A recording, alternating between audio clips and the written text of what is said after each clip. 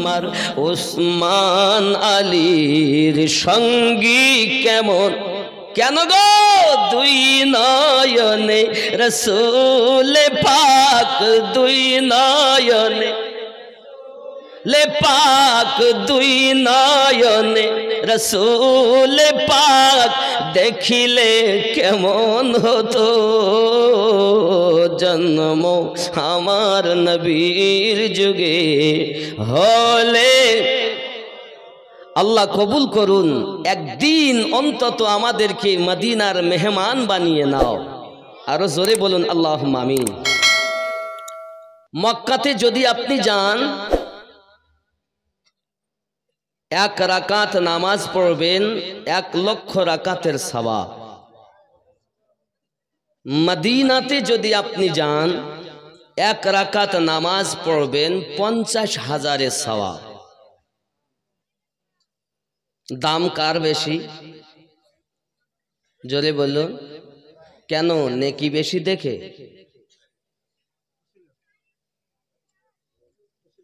দাম কার বেশি, মক্কার না মদিনার? জোরে বলুন।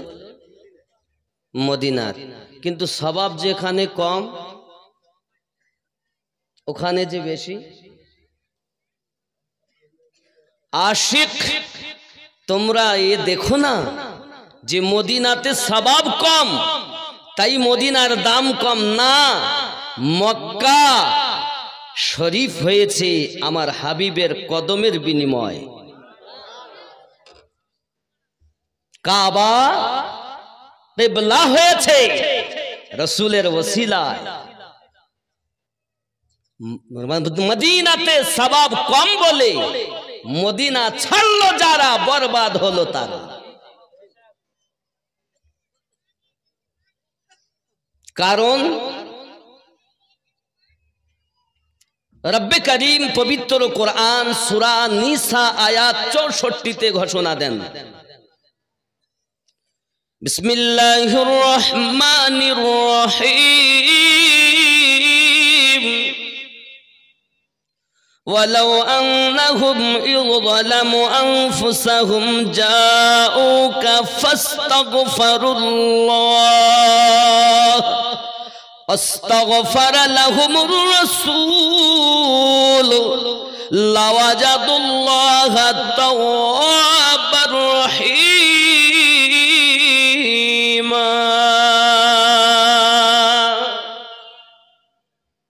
ওয়ালাউ আন্নাহুম ইযলামু अनफुसहुम जाओ, अगर कोई अपने नफ्स पर जुल्म कर ले, नफ्स আল্লাহ পাকের শ্রেষ্ঠ জীব আমরা, আল্লাহর যত মখলুকাত আছে তাদের মধ্যে শ্রেষ্ঠ আমরা। তো আমাদেরকে আল্লাহ 10টি জিনিস দিয়ে সৃষ্টি করেছেন। কয়টি? দুনিয়ার 5টি, আর আলামে আরো আর 5টি, আলামে খালকের 5টি, আলামে আরো আর 5টি। আলামে খালকের যে 5টি সেটি হলো আগুন, পানি, মাটি, বাতাস, নফসে আম্মারা। খুব খেয়াল করবেন, এ বক্তব্য সব জায়গায় শুনতে পাবেন না। মাটি, পানি, আগুন, বাতাস, নফসে আম্মারা 5টি হয়েছে। তো এটি হলো আলামে খালক। আর 5টি হলো আলামে আরওয়া। একটির নাম কলব, একটির নাম রুহু, আর একটির নাম সির, একটির নাম খফি, একটির নাম আকফা। এই 5 আর 5 10টি দিয়ে সুন্দর 3.5 হাত গঠনের একজন মানুষ আল্লাহ বানিয়েছেন। কেমন বানিয়েছেন? রব্বে করিম বলেন, লাকাদ খালাকনাল ইনসানা ফি আহসানি তাকওয়িম।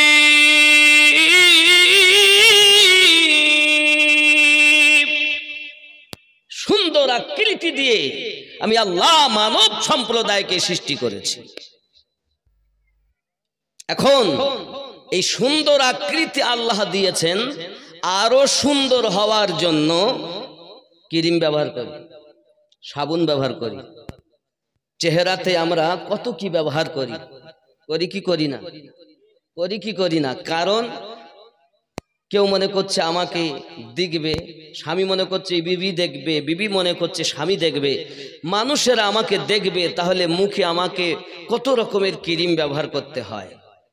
আয় বাবা, মানুষ দেখবে চেহারা, তাতে যদি এত পরিষ্কার করতে হয়, আল্লাহ তো চেহারা দেখেন না, আল্লাহ দিল দেখেন, তাহলে এই দিলটাকে কত পরিষ্কার করতে হবে। একবার দিল পরিষ্কার করেছেন? এ বক্তব্য এখন সমাজে নাই, এখন শুধু ফজিলাতের রদ।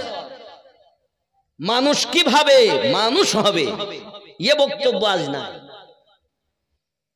চেহারা সুন্দর করতে গেলে এত মাজা ঘষা করি, আল্লাহ দিল দেখেন, এই দিলটাকে আমরা কয়বার মাজা ঘষা করেছি খেয়াল করবেন।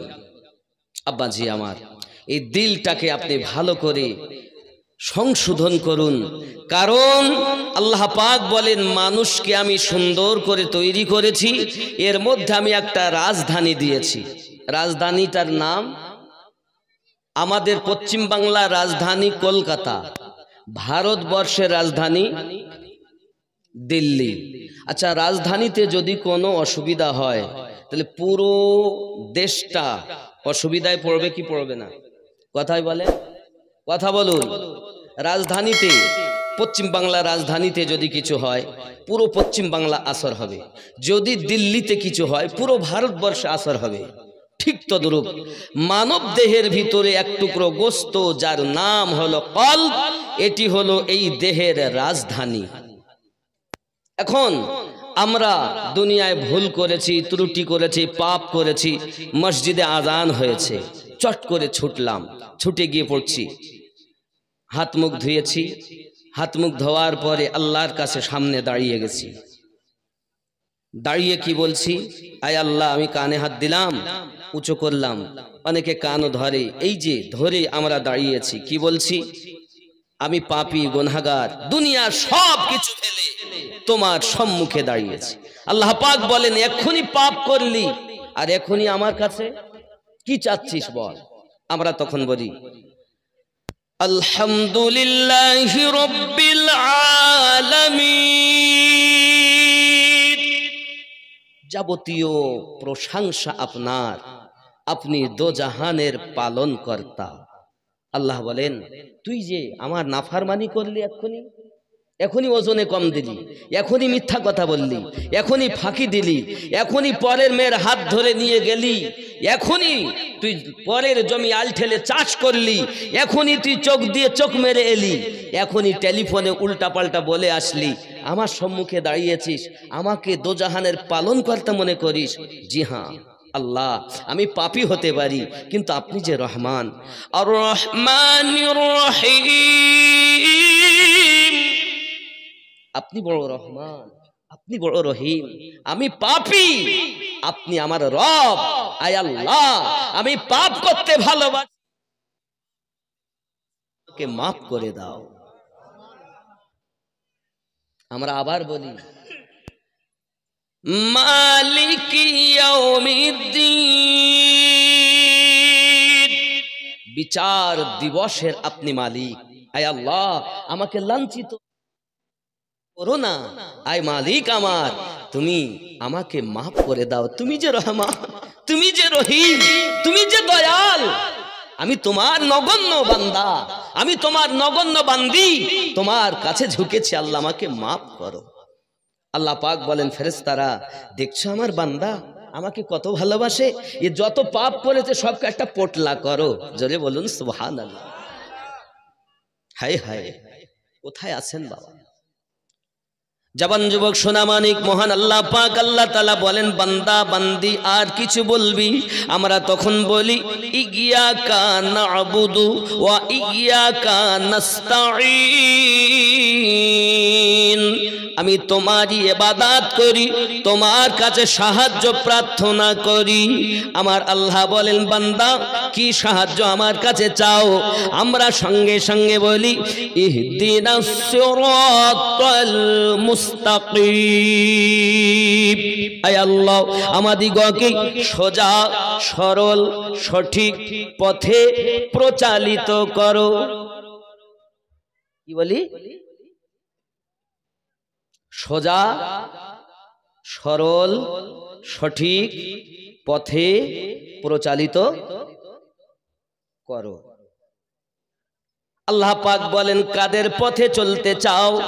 আমরা সঙ্গে সঙ্গে বলি সিরাতাল্লাযীনা আন'আমতা আলাইহিম, যাদেরকে আপনি পুরস্কৃত করেছেন তাদের পথে চালিত করুন।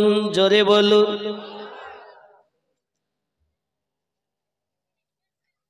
তাদের পথ ছাড়া অন্য পথে চলবে না। না না না না, গায়রিল মাগদুবি আলাইহিম ওয়ালাদ।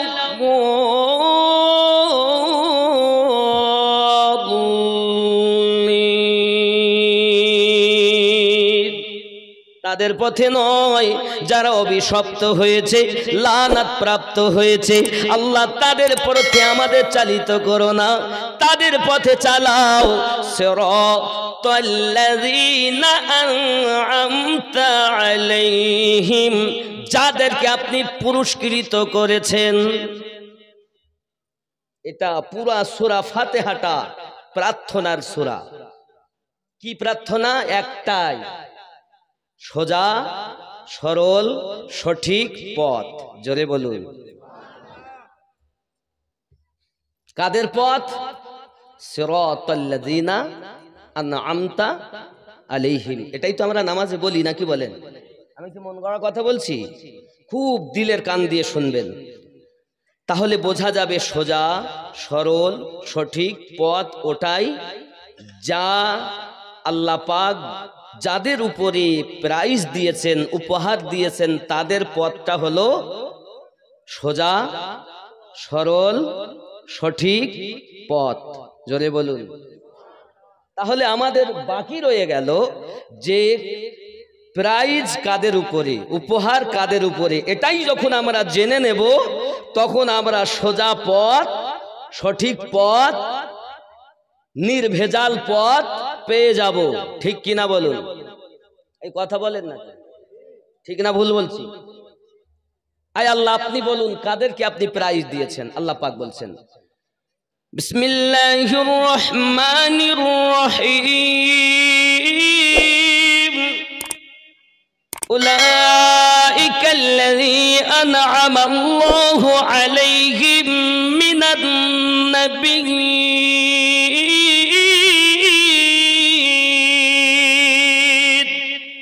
ওয়াস-সিদ্দীকিন ওয়াশ-শুহাদা'i ওয়াস-সালিহিন।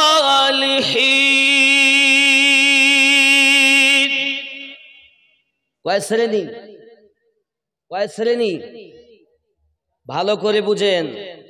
এক নাম্বার নবীন, তাদের উপরে আল্লাহর এনাম, এনাদের নবীনদের পথ সঠিক পথ, সিদ্দিকিনদের পথ সঠিক পথ, শুহাদাদের পথ সঠিক পথ, সালেহিনদের পথ সঠিক পথ।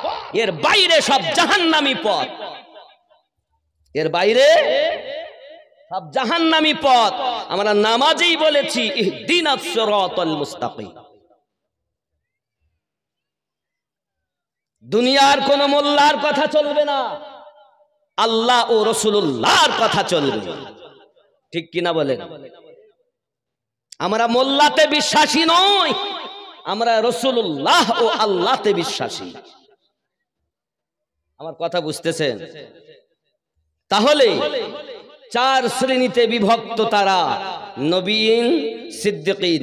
এখন আপনি আমি যদি মনে করি নবী দেখব কিন্তু পাবো না, আল্লাহ পাক কোরআনে বলছেন সূরা নিসাতে, যদি কেউ জানের প্রতি জুলুম করো তাহলে তোমরা আমার নবীর দরবারে চলে যাও। আমার নবীর দরবার আমি আল্লাহর দরবার। সূরা নিসা আয়াত 64 খোলো। আব্বাজি আমার সোনা মানিকেরা, আয় আল্লাহ পাক নবী পাকের দরবারে গেলে কি হবে? আমার আল্লাহ পাক আল্লাহ তাআলা বলছেন যাউকা ফাস্তাগফিরুল্লাহ, যাওয়ার পরে আমি আল্লাহর কাছে ক্ষমা ভিক্ষা চাইবে, ওয়াস্তাগফারা লাহুমুর রাসূল, আর আমার নবী তোমাদের পক্ষ থেকে আমি আল্লাহ পাকের কাছে সুপারিশ করবে। লাওয়াজাদুল্লাহ তাওয়াবার রহিমা, আমি আল্লাহ পাক তোমার তওবা কবুল করব, রহমত বর্ষণ করতে থাকবো। বোঝা গেল রব্বে করিম মাফ দিবেন, রাসূলে পাকের ওসিলাতে দেবেন। ওয়াস্তাগফারা লাহুমুর রাসূল, তোমাদের পক্ষ থেকে নবী যখন আমার কাছে সুপারিশ করবে আমি আল্লাহ তোমাকে মাফ দিয়ে দেব। আরো জোরে বলো। এখন যদি কেউ বলে মদিনায় যাব না, মক্কা থেকে আমার কাজ শেষ, এই যুবকেরা মক্কাতে 1 লক্ষ রাকাতের সওয়াব হলে কি হবে? 1 রাকাতের পরিবর্তে 1 লক্ষ পাবো। মক্কাতে হলে কি হবে? মক্কা থেকে মদিনার দাম আল্লাহর কাছে বেশি। দুনিয়ার কোন মোল্লার কথা বলিনি, আল্লাহ পাক বলেছেন হাবিবি তুমি আমার, আমি তোমার, তুমি রাজি, আমি আল্লাহ রাজি। এখন আল্লাহ পেতে গেলে রাসূলুল্লাহর প্রয়োজন। সূরা আল ইমরান আয়াত নাম্বার 31 আল্লাহ পাক আল্লাহ তাআলা বলেন হাবিব আপনি বলে দিন, কেউ যদি আমি আল্লাহকে পেতে চায়, প্রেম করতে চায়, কুল বলে দিন ইন কুনতুম তুহিব্বুনাল্লাহ, আমি আল্লাহকে যদি কেউ প্রেম করতে চায়, ভালোবাসতে চায়, ফাত্তাবিউনি, তারা যেন আপনার ইত্তেবা করে। আয় আল্লাহ যদি ইত্তেবা করি নবীর তাহলে কি হবে? আমার আল্লাহ পাক আল্লাহ তাআলা বলেন ফাত্তাবিউনি ইউহিব্বুকুমুল্লাহ, আমার নবীর ইত্তেবা করবে আমি আল্লাহ ভালোবাসবো। শুধু কি ভালোবাসবে বলেন না, তাহলে কি করবে? আমার আল্লাহ পাক বলেন ইউহিব্বুকুমুল্লাহ, আর কি করবেন? আমার আল্লাহ পাক বলেন আমি তার জীবনের গুনাহ ওয়া ইয়াগফিরু লাকুম যুনুবাকুম, আমি আল্লাহ পাক তার জীবনের গুনাহ মাফ দেব। আর কি করবেন?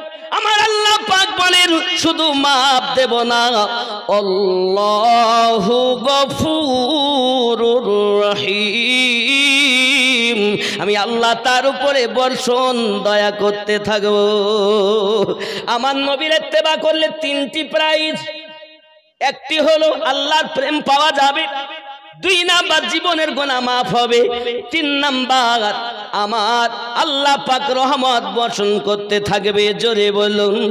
আয় আমার সোনা মানিকেরা, পৃথিবীর সরজমিনে আল্লাহ পাক যখন অর্ডার দিলেন আমার হাবিব আপনি ইসলামকে প্রচার করুন, ইসলামকে প্রচার করুন, 40 বছর বয়সে আমার আপনার নবী সাল্লাল্লাহু আলাইহি ওয়াসাল্লাম আল্লাহ পাকের অর্ডার পাওয়ার পরে প্রথম আপনাকে না বললেন আপনারা পড়ুন, সাক্ষী দেন লা ইলাহা ইল্লাল্লাহ, নেই কোনো রব, নেই কোনো ইবাদতের উপযুক্ত আল্লাহ ছাড়া, মুহাম্মাদুর রাসূলুল্লাহ সাল্লাল্লাহু আলাইহি ওয়াসাল্লাম, আর মুহাম্মদ সাল্লাল্লাহু আলাইহি ওয়াসাল্লাম হলেন তার প্রিয় রাসূল ও বান্দা। জোরে বলুন। যখন তুমি এবার 360টি মূর্তি বার করে দিয়ে আমি নবীর কথা মেনে নিয়ে এক আল্লাহ পেয়েছো, এখন তুমি ইমানদার হয়ে গেছো। এখন তোমার জন্য প্রথম কাজ হলো ওয়া ইকামিস সালাত, নামাজ কায়েম করো, ওয়া ইতাইজ যাকাত, যাকাত প্রদান করো, ওয়াল হজ, এবং হজ করো, ওয়া সাওমি রমাদান, এবং রমজানের রোজা রাখো। জোরে বলো। যুবকরা আমার রাসূল পাক সাল্লাল্লাহু আলাইহি ওয়াসাল্লাম যখন এক আল্লাহ পাকের ওয়াহদানিয়াত প্রচার করতে আরম্ভ করেছেন, মক্কার বড় বড় দুশমনেরা আবু জাহেল, উতবা, সাইবা, উতাইবা, আবু সুফিয়ান আমার নবী পাকের প্রতি অত্যাচার আরম্ভ করে দিয়েছেন। দয়াল নবী মক্কার কাবা ঘরের নিকট আল্লাহ পাকের কোরআন মাজিদ তেলাওয়াত করে করে শোনাচ্ছেন, আর রাসূল পাকের বাণী শুনে, আল্লাহর কালাম শুনে মানুষেরা বেধর্ম থেকে ইসলাম ধর্ম গ্রহণ করে। যুবক আমার, আল্লাহ পাকের কোরআন আজ আমাদের ঘরে তেলাওয়াত হয় না। সিনেমা তো দেখি, সিরিয়াল তো দেখি, আল্লাহর কোরআন আমাদের ঘরে তেলাওয়াত হয় না বাবা। ও আমার সোনামানিকেরা, মক্কার মানুষ আমার নবী পাক সাল্লাল্লাহু আলাইহি ওয়াসাল্লামের কথা সহ্য করতে পারেন না বাবা। প্রিয় নবী সাল্লাল্লাহু আলাইহি ওয়াসাল্লাম মক্কার খানায় কাবার বারান্দাতে যখন অজনসিহত করে মানুষকে উপদেশ দিচ্ছেন, এক আল্লাহকে মেনে নাও, এক আল্লাহকে তোমরা জেনে নাও। ওই আল্লাহ পাক আমাদের সৃষ্টি করেছেন, আল্লাহ ছাড়া আর কেউ নাই। এমন সময়তে মক্কার মানুষ বড় রেগে গেল বাবা। তার ভিতরে বড় জালিম, নাম তার আবু জাহেল আমার নবী পাক সাল্লাল্লাহু আলাইহি সাল্লামের জামার কলোয়ারখানা ধরে খানায় কাবার দেওয়ালের সঙ্গে মাথাটা ঠুকে দিয়েছে। এ দয়াল বাবা, আমার নবী পাকের পেশানি ফেটে যায়, পেশানি মোবারক থেকে রক্তর ফোঁটা আপনার জমিনে পড়তে লেগেছে। প্রিয় রাসূল কোনো কথাই না বলে সঙ্গে সঙ্গে ঘরে চলে গেলেন বাবা। মক্কার খানায় কাবার পরে মাকামে ইব্রাহিম আপনি দেখতে পাবেন, এখন যাবেন তো দেখবেন। খানায় কাবার পরে মাকামে ইব্রাহিম, মাকামে ইব্রাহিমের পরে জমজমের কূপ, জমজমের কূপের নল, ওই কূপের আপনার নলের পরে দেখতে পাবেন সাফা এবং মারওয়া পাহাড়, ওই পাহাড়ের পরে দেখবেন আবু জাহেলের বাড়ি হাম্মাম খানা, ওই হাম্মাম খানার অপোজিটে একটি হলুদ রঙের ঘর। এটাই হলো আমার নবী পাকের জন্মভূমি, এটাই আমার নবীর জন্মভূমি। ওই জন্মভূমির পিছনে যে পাহাড়টি, এই পাহাড়টির নাম হলো সাবা পাহাড়। এই পাহাড়ে উঠে আমার নবী সর্বপ্রথম এক আল্লাহর ওয়াহদানিয়াত প্রচার করেছিলেন। এই পাহাড়ে উঠে সর্বপ্রথম। এই যুবকেরা আমার, তাই তো আমি বলি দিনী কত আলোচনায় থাকতাম আমি অধম, সামনে রাসূল পাক হতেন, পাশে সাহাবাগণ।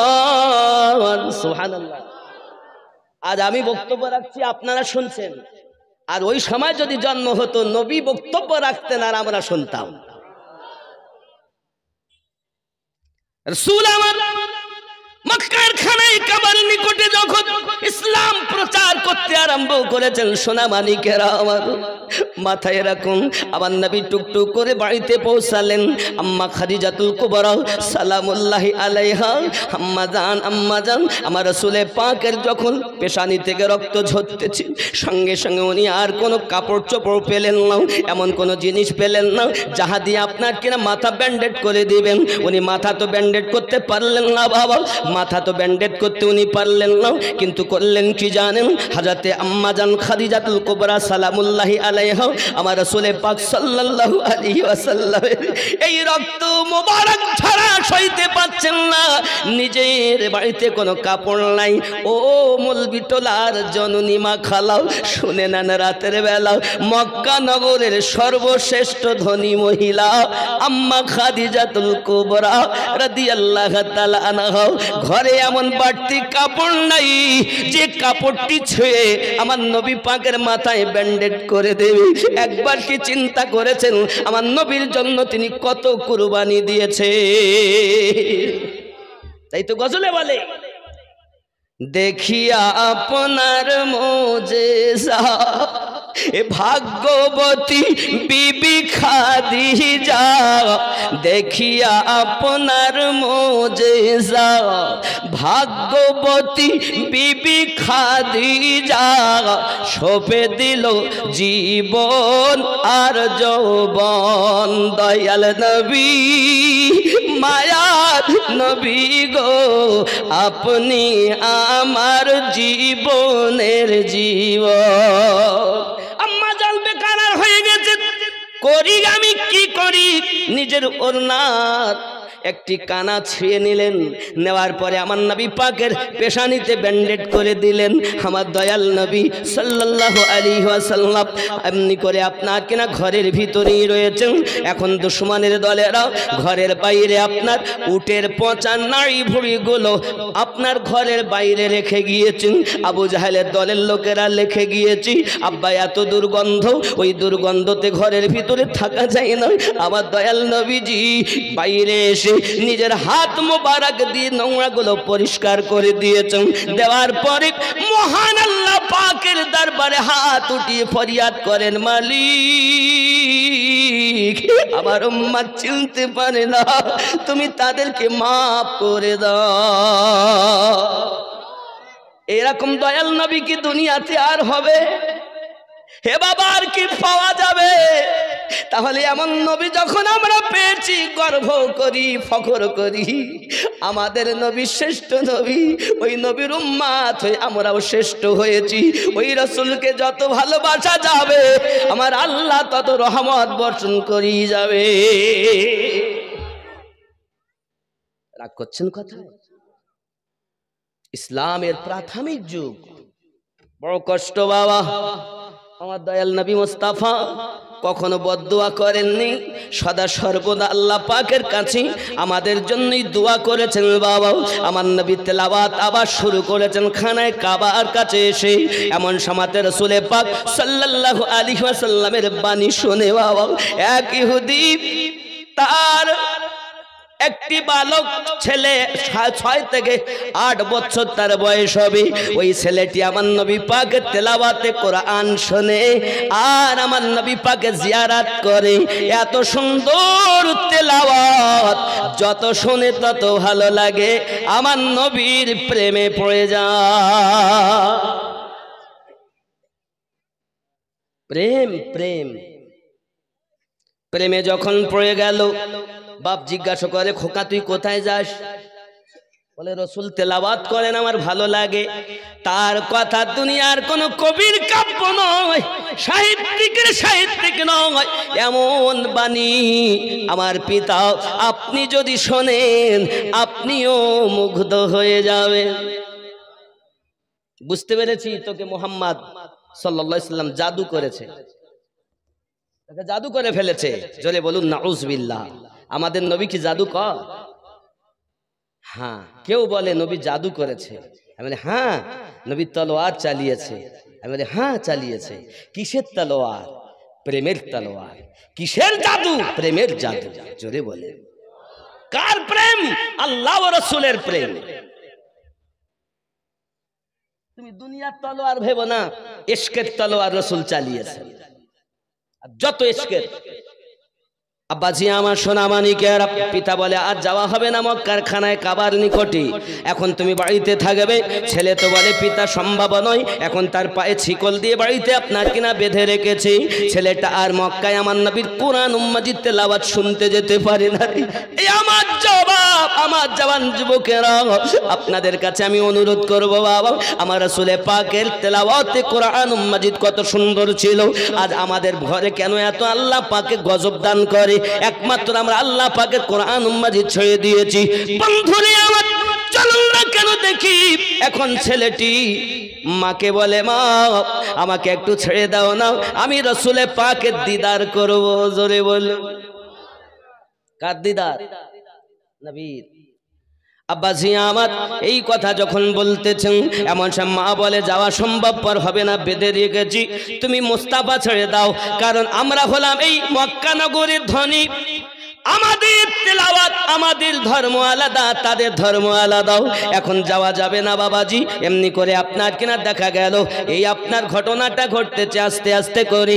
আমার নবী পাক সাল্লাল্লাহু আলাইহি ওয়াসাল্লাম যখন মক্কা থেকে মদিনায় আপনার রওনা দিয়েছেন বাবা, মদিনাতুল মুনাওয়ারায় যখন নবী গেছেন, নবী পাকের বাণী শুনে ওই 6 থেকে 8 বছরের বালক প্রেমে পড়ে পাগলের মতো হয়ে আছে বাবা। এমনি করে খাওয়া দাওয়া বন্ধ করে দিয়েছে। মা যদি খেতে দেন খায় না, মা যদি আপনার কিনা পানি দেয় পান করে নাও, খাবার দেয় খাওয়া দাওয়া বন্ধ করে দিয়েছে। আব্বা আমার খাওয়া ভালো লাগে না, নবী ভালো লাগে। ছোট্ট বালকের প্রেম কেমন! আমরা সুন্নিরা এজন্য তো দরুদ পড়ি, সালাম পড়ি, কারণ আমাদের দরুদ ও সালামে বড় মজা লাগে। যুবকরে আমার, ইহুদির ছেলে খাওয়া ছেড়ে দিল যখন, মা বলে, বাবা তুই খাস না কেন? ভালো লাগে না। বাপ বলে, খাস না কেন? ভালো লাগে না। কোনো খাবার আমার ভিতরে ঢোকে না, আমার মন চায় শুধু নবী নবী। জোরে বল। দয়ার নবীর মোহাব্বত এমন হয়ে গেল তার কলবে, তার দিলে। হে বাবাজি আমার, আস্তে আস্তে ক্লান্ত হয়ে গেল। বাপ ডাক্তার দেখাতে আরম্ভ করেছি, কবিরাজ দেখাতে আরম্ভ করেছি, দেখো ট্রিটমেন্ট শুরু করেছি। বাবা ট্রিটমেন্ট করে কোনো কাজ হয় না, কোনো রকম কোনো লাভ হয় না। এখন কোনো রকম কোনো কাজ যখন হয় না, দিন দিন ছেলেটা আরো ক্লান্ত হয়ে গেল। বাবা একটি মাত্র ছেলে, বাপ বড় ধনী মানুষ, তার সমাজে একটা নাম যশ রয়েছে। বাবা এখন ছেলে যদি মারা যায়, তাদের দ্বিতীয় কোনো সন্তান নাই, তাই তারা ডাক্তার কবিরাজ করে, কোনো রকম কোনো কাজ যখন হচ্ছে না, আব্বা আমার ছেলেটি বলে, পিতা আমার খাওয়া ভালো লাগে না, এমনকি জবান বন্ধ হয়ে গেল। বাপ বলে, বাবারে তো শেষ ইচ্ছাটা বল, জানি আমি তুই মারা যাবি, বাঁচবি না দুনিয়ায়, তবে বল তো শেষ ইচ্ছা কি? ছেলেটি বলতেছে, পিতা গো, আমার শেষ ইচ্ছা যদি পূর্ণ করে দেন, তাহলে আপনার কদমে আরজি রাখি, মরণের আগে একটি মাত্র আশা, আমার দয়াল নবীর সঙ্গে দিদার করাইয়া দেয়। জীবনে হবে কি তোমার দিদার, ইয়া রাসূলুল্লাহ,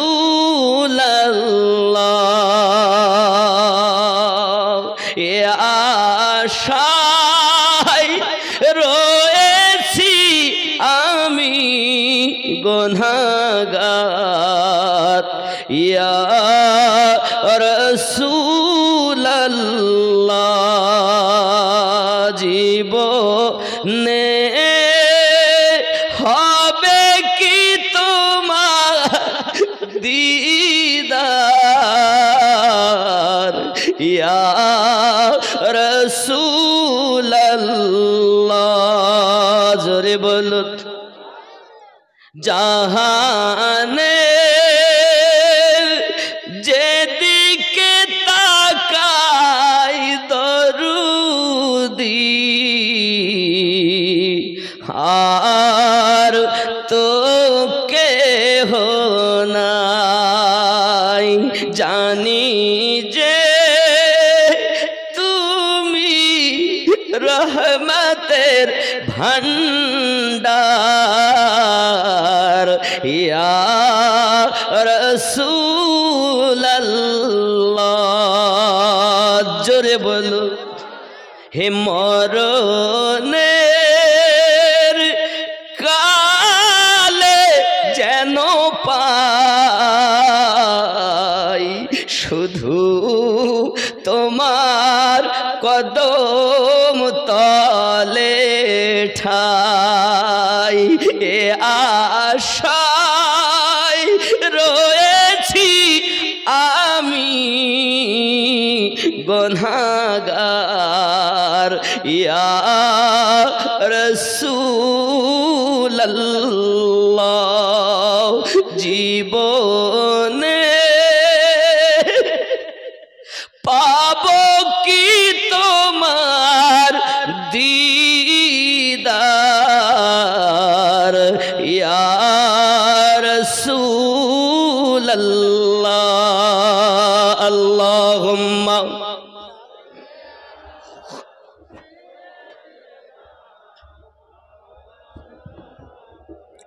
ওয়া আলা আলি। মাশাআল্লাহ। আর জোরে বলুন না, ইয়া রাসূলুল্লাহ।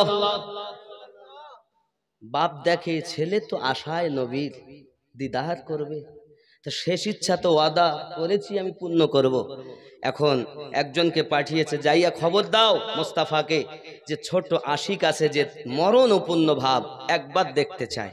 আমার রসুল বলেন, সাহাবী রসুল কেরামকে চলো যাই, ছোট্ট আশিকের দেখা করতে আমার দয়াল নবী যাচ্ছেন।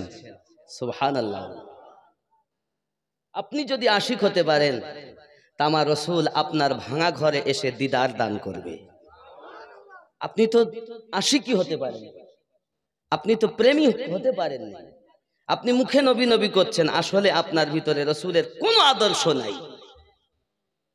মিথ্যা আপনার মধ্যে, সুদ আপনার মধ্যে, এমন পাপ নাই যাহা আমাদের মধ্যে নাই। তাহলে আমরা কেমন করে দাবি করি যে আমরা নবীর উম্মাত, আমরা আল্লাহর বান্দা বান্দি? বান্দার কাজ তো দাস এবং দাসত্ব করা, নাকি? বান্দা অর্থ দাস, সে করবে দাসত্ব। আমরা কি দাসত্ব করি? করি? লোক দেখাই, হ্যাঁ বিশাল করি। আব্বাজি আমার দয়ার রাসূল টুক টুক টুক টুক করে সাহাবায়ে রাসূলদেরকে নিয়ে রওনা দিয়েছেন। যেই না রওনা দিয়ে গেছেন, এমনি সমাতে আপনার ইহুদি হলো আমার নবীজিকে আপনার সম্মান করে বাড়িতে নিয়েছেন। জোরে বলো নবী আমার যেই না ইহুদির ঘরে প্রবেশ করেছেন, এই যুবকেরা প্রবেশ করার পরই দেখা গেল ওই ছোট্ট আশিক উঠে আপনাকে না বসতে পারে না, চোখ মেলতে পারে না। পিতা তার কানের কাছে যাইয়া বলছে, বেটা রে দেখো যার আশিক তুমি, তোমার মাসুক এসে গেছে। যেই কথাটুকু পিতা বলেছেন, সঙ্গে সঙ্গে বেটা চোখ দুটি খুলে যেন মরা দেখে জীবন পেয়ে গেল।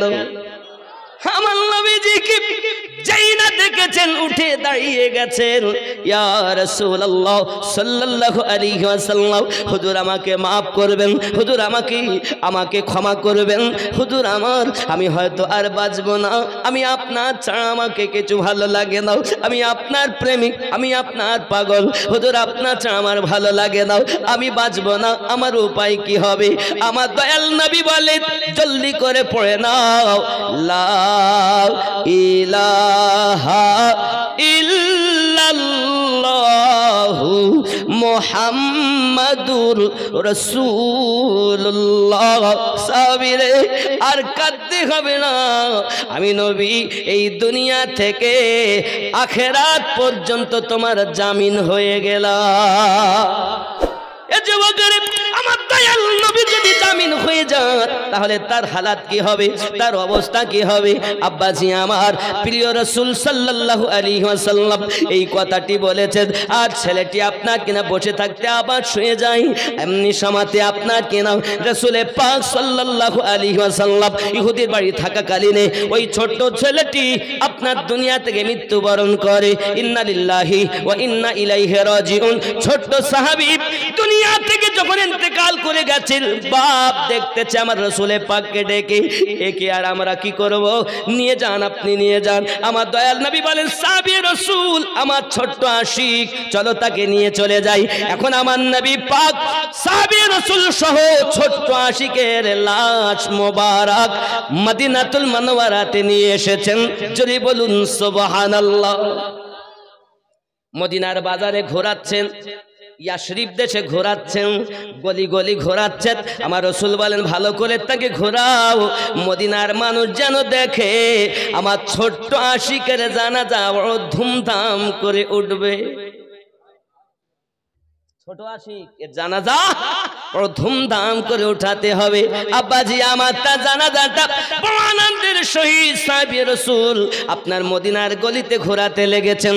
ঘোরাতে ঘোরাতে ঘোরাতে ঘোরাতে এমন অবস্থা হয়ে গেল, যখন আপনার নিয়ে গেছেন দাফন করার জন্য, আমার নবী পাক সাল্লাল্লাহু আলাইহি ওয়াসাল্লাম ডিঙি মেরে মেরে আপনার চলছেন, বারবার পাসিনা মোবারকা নবী আমার মুছতেছেন।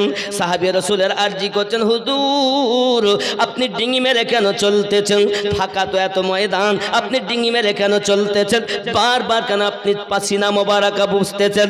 আমার নবী বলেন, সাহাবী রাসূল আপনারা দেখেন না আমি নবী যাহা দেখি, আপনারা শোনেন না আমি নবী যাহা শুনি। আমার এই ছোট্ট আশিকের জানাজাতে আল্লাহ পাক এত ফেরেশতা পাঠিয়ে দিয়েছেন যে আমি নবী সোজা করে পা ফেলতে পারি না।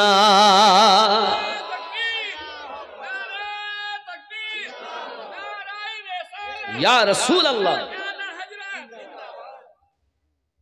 যদি বলুন না ইয়া রাসূলুল্লাহ। অসুবিধা হচ্ছে বাবা? প্রাইজ কাদের উপরে? এক নম্বরে নবীন। আর যত নবী আল্লাহ বানিয়েছেন তাদের মধ্যে শ্রেষ্ঠ নবী আমাদের কাদের নবী? আব্বাজি আমার এই নবীর মোহাব্বত ইশক ভালোবাসা যার মধ্যে আছে ইহ জগতে লাভ পর জগতেও লাভ, জোরে বলুন। এখন ওই নবীর কথা শুনতে গেলে আল্লাহর ঘর মসজিদে যাবেন ইবাদত বান্দেগি করার জন্য। ওই মসজিদে যদি আপনি সুন্দর করে ইবাদত বান্দেগি করেন লাভ আছে। বাবাজি পৃথিবীর সব থেকে খারাপ জায়গাটার নাম হলো বাজার, আর পৃথিবীর সব থেকে ভালো জায়গাটার নাম হলো মসজিদের ঘর, মসজিদ ঘর। এই মসজিদের ভিতরে যদি আপনি নফল ইবাদত করেন আলাদা সওয়াব, তেলাওয়াত করেন আলাদা সওয়াব, জিকির আজকার করেন আলাদা সওয়াব, হে বাবা ফরজ ওয়াজিব সুন্নাত পড়েন আলাদা সওয়াব। যদি কিছুই না বলে উযু হালাতে যদি মসজিদে বসে থাকেন প্রত্যেক নিঃশ্বাস প্রশ্বাসে 10-10টি করে নেকি। কিন্তু আল্লাহর ঘর মসজিদে জুমার ফরজে সালাম ফিরিয়েছে তো আর নাই, ফাঁকা। এখানে মনে এরকম হয় না, কি গো হয় নাই? জুমার নামাজে সালাম ফিরানো হয়ে গেল আর মসজিদে ফাঁকা হয়ে গেল। অন্য জায়গায় অনেককে দেখা যায় দুয়া একটু করে নিয়েছে, নেওয়ার পর আর নাই, মসজিদের হাফ। আব্বাজি আমার পৃথিবীর সরজমিনে এখানে হয় না, হয় না? ওই নফল ইবাদত করতে হবে, নওয়াফিল ইবাদত আপনি তখন পাচ্ছেন না, ব্যস্ততা আছেন। আমার মনে হয় না যে এরা আর পড়ে ওই ফরজটুকু, মানে সেই মক্কাতে আর মদিনায় আমরা গেছি তো এরা কাবাকেও সম্মান করে না, কাবার দিকে পর্যন্ত পা মেলিয়ে সব বসে থাকে। আমি নিজের চোখে দেখছি, আর মোবাইলে ফটো আছে, এই মোবাইলে দালালি কথা বলছি। যে কাবার দিকে ফিরে আমরা নামাজ আদায় করি, তারা নামাজ তারাও আদায় করে, আদায় করার পর তারা খানায় কাবার দিকে ফিরে পা লম্বা করে কোরআন শরীফ পড়তে। আর কাবাকে আমরা ভারতবাসী, বাংলা ও পাকিস্তান, আমি দেখি এরা যা কাবাকে সম্মান করে, নবীকে সম্মান করে, অন্য কোন দেশের মানুষ তাহা করে না। জান্নাতে যদি যায় তো এরাই আগে যায়। আপনি মক্কার মানুষ মনে করছেন, তাদের মতো বিয়াদব নাই, চোখে দেখা কথা বলে। যুবক আমার, খানায় কাবার দিকে আমরা থুতু ফেলাকেও বিয়াদবি মনে করি নাকি? তাহলে থুতু ফেলা যদি বিয়াদবি হয়, তার পা যদি দেয় শার্ট করে, হ্যাঁ মশলা আছে। যদি বেটা অসুস্থ হয়, তার বসার মতো ক্ষমতা নাই, তাহলে পা বেকানোর মতো ক্ষমতা নাই, তাহলে কেবলার দিকে পা করে নামাজ আদায় করার হুকুম দেওয়া হয়েছে। কিন্তু সুস্থ হালাতে কোন ব্যক্তি কাবার দিকে পা করে নামাজ দৌড় মারছে, লোকটা আমি দেখছি, কিন্তু এসে বসে আছে কাবার দিকে পা দিয়ে তেলাও। এই বড় লম্বা দাড়ি, দাড়ি হলে কি হবে? মাথায় পাগড়ি থাকলে কি হবে? ইশক নাই, মোহাব্বত নাই, আদব নাই। মসজিদ নববী মদিনাতুল মুনাওয়ারাতে, সেখানেও গিয়ে দেখি লোক নামাজ পড়ার পর, আমরা তো আসরে যেতাম আর এশা পড়ে আসতাম, তো এর মধ্যে দেখি কত রকমের মানুষ। হে বাবাজি আমার, মদিনাতেও মসজিদ নববীর ভিতরে রসুলে পাকের রওজার দিকে পা, একদম সোজা কাবার দিকে পা, তার মানে আমার নবীর রওজাও সামনে, কাবাও সামনে। এত বড় বিয়াদব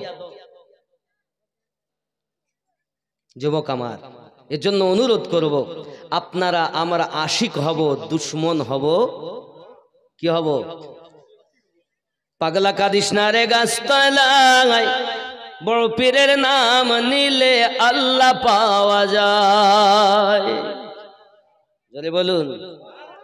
আপনারা হয়তো বলেন হুজুর কোরআন শরীফের দলিল আছে? আরে গৌসে পাকের শানে আল্লাহ আয়াত নাজিল করেছেন। কোরআনুল মাজিদের 42 নম্বর সূরা, সূরাটির নাম সূরা আশ-শুরা, আয়াত নাম্বার 23। জোরে বলে কি আছে আয়াতে? এই আয়াতটি শুধু গৌসে পাক নয়, খাজা গরিব নওয়াজ, এক কথায় আল্লাহ পাক যে বলেছেন, আমরা নামাজে বলেছি সিরাতাল লাযিনা আনআমতা আলাইহিম, এই 4 নাম্বার যে নবীন, সিদ্দিকিন, শুহাদাইন, সালেহিন, এই সালেহিনের বাংলা অর্থ নেককার ব্যক্তি। আমার গৌসে আজম ছিলেন নেককার ব্যক্তি।